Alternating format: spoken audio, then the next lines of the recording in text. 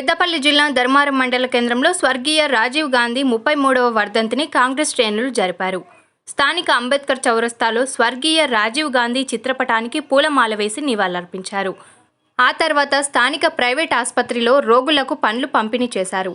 ఈ సందర్భంగా కాంగ్రెస్ పార్టీ మండల అధ్యక్షుడు గాగిరెడ్డి తిరుపతి రెడ్డి మాట్లాడుతూ, రాజీవ్ గాంధీ ఆనాడు దేశంలో అనేక సంస్కరణలు తీసుకువచ్చిన గొప్ప మహనీయుడని కొనియాడారు. రానున్న కాలంలో కాంగ్రెస్ పార్టీ ఆధ్వర్యంలో ఆయన ఆశయాలను కొనసాగించేందుకు కృషి చేస్తామని తెలిపారు.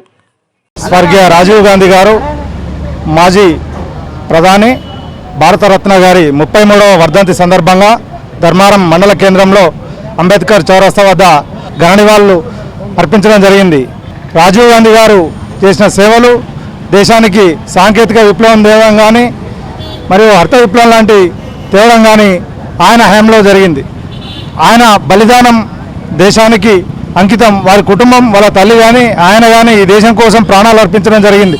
1991 మే 21 నాడు పెరంబూర్లో బాంబు దుర్ఘటనలో మరణించిన వారు వారి ఆశయాలను ఇప్పటివరకు కూడా కాంగ్రెస్ పార్టీ పక్షాన కొనసాగిస్తామని తెలియజేసుకుంటూ ఆ మానవునికి ఘననివాళులు అర్పిస్తూ ఉన్నాం. ఇప్పుడు రాష్ట్రంలో ప్రజాపాలన కొనసాగుతూ ఉంది. రేవంత్ రెడ్డి గారి నాయకత్వంలో కాంగ్రెస్ పార్టీ అధికారంలో ఉంది. ఆ మానవుని ఆశయాలను కొనసాగిస్తామని ఈ సందర్భంగా తెలియజేసుకుంటున్నాం.